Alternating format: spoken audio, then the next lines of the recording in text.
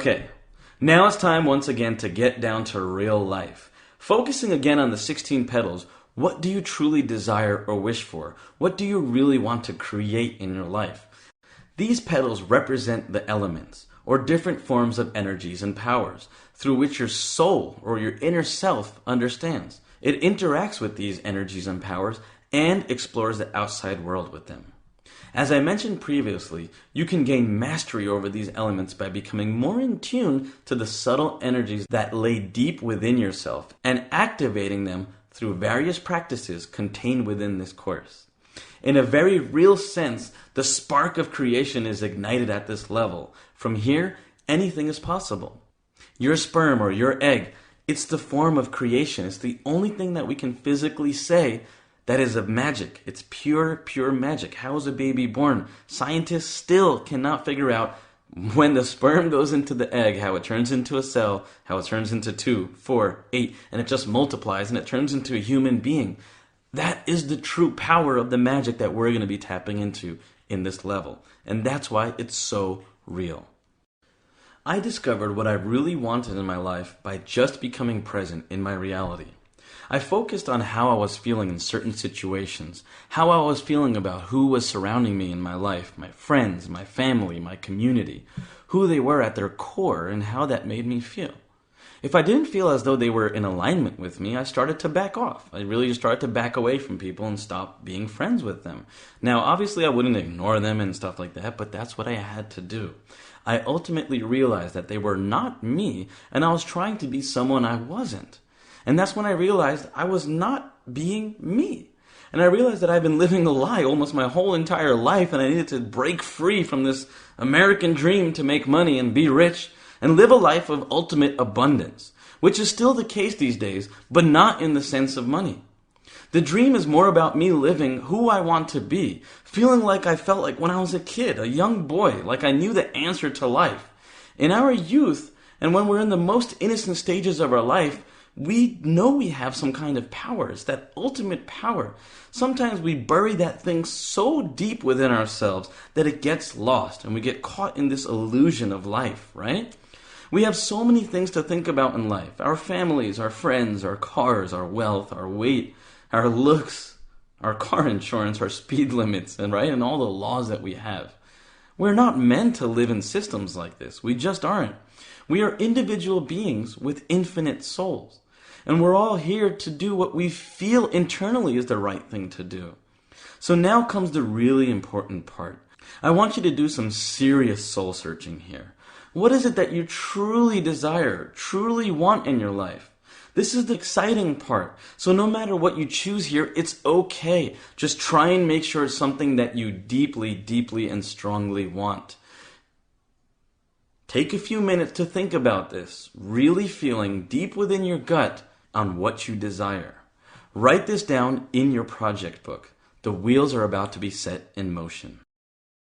I briefly mentioned Napoleon Hill in the first level of Project Yourself. However, in this level and the levels to come, we're really going to be digging deep into his timeless wisdom and reality hacks to really tap into some of the tried and true keys of getting what you truly desire in life.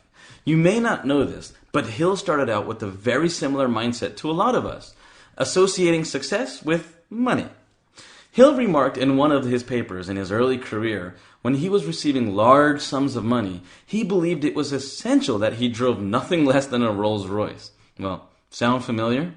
It wasn't until later in his life that he learned that many other things besides money and material items are needed in order to truly have peace of mind. Now, that doesn't mean money doesn't serve a valuable purpose. It does. It's absolutely crucial. Look, you get it. I think you know where I'm coming from. There's something deeper within all of us. In this level, you'll hear about the power of desire, belief, and channeling and using your energy in a more powerful way and how to master your desires and why sharing is key to being truly fulfilled. To start with, let's dive into how you can use desire and belief. You can use desire and belief to identify with or get in touch with what you truly want in your life. You see, desire is the starting point of all achievement. Merely wishing for something is not going to bring it to you, but desiring it with a state of mind that becomes an obsession, then planning definite ways and taking specific steps to acquire what you desire. It will work and it will bring it to you. As Napoleon Hill once said, every person who wins an undertaking must be willing to burn his ships and cut all sources of retreat. Only by so doing can one be sure of maintaining the state of mind known as burning desire to win, essential to success. Now, this is not to put down the dreamer. There's a time and place for dreaming, coupled with desire, that is. For example, think about Christopher Columbus for a minute. He dreamed of an unknown world, and he staked his very life on the existence of it. He put a plan into action, and the rest is history. We briefly talked about Abraham Lincoln and how he went bankrupt twice. However, not many people even know this. Instead, most of us know how he went on to dream the end of slavery and put his dream into action. He barely missed living to see the united North and South translate his burning desires into reality. Fast forward to 2006. You ever see the movie The Pursuit of Happiness? Well, it's about a guy named Christopher Gardner, a guy that got exactly what Napoleon Hill was getting at regarding the burning desire, even if he didn't know Hill's work. Gardner and his son went through almost a full year's struggle with homelessness while he pushed forward with his dream and burning desire to become a broker. In 1982, he completed his training program and went into full production as a retail broker, logging hundreds of calls to wealthy individuals in the quest to develop his own book. It was one of those long days of cold calling that Gardner caught the attention of a visitor to the office, Gary Shimano, the head of Bear Stearns' San Francisco office. We didn't hire people who had graduate degrees. We hired people with a strong desire to be wealthy. Shimano was recalling the hungry 28-year-old with a military man's work ethic. Chris exemplified this desire, said Shimano. Another one of Napoleon Hill's foundational concepts is faith. I'm sure you've heard the phrase before, fake it till you make it. Well, I, as well as Napoleon Hill, would rather say faith it till you make it. Now, don't get me wrong, this isn't about religion. As Hill explained, it's about the realization of and the belief in getting what you desire. It's basically a state of mind, and it's one you can create or reach by simply giving repeated instructions to your subconscious mind. So you may be asking, how on earth am I supposed to develop faith? Well, how to develop faith where it doesn't already exist is seriously difficult to describe and teach. As Hill said, it's as difficult as it would be to describe the color of red to a blind man who has never seen the color and has nothing with which to compare what you describe to him. You see, faith is a state of mind that you develop at will. Hill was right when he said, repetition of affirmations of orders to your subconscious is the only known method of voluntary development of the emotion of faith. To translate into project yourself terms, faith, if you don't have it already, is a state of mind that has to be developed voluntarily through applying and consistently using the tools provided to you to create or get what you desire. It's really, really that simple. And now, onto the most powerful tool inside Project Yourself. First, I would ask, what do you think these people, Lincoln, Shakespeare, Ben Franklin, Da Vinci, Branson, Depp, Forleo, or Angelina Jolie all have in common? We've briefly touched on this before. It's the age-old practice of sexual transmutation, or what is referred to in Sanskrit as vairagya. Napoleon Hill was on it too.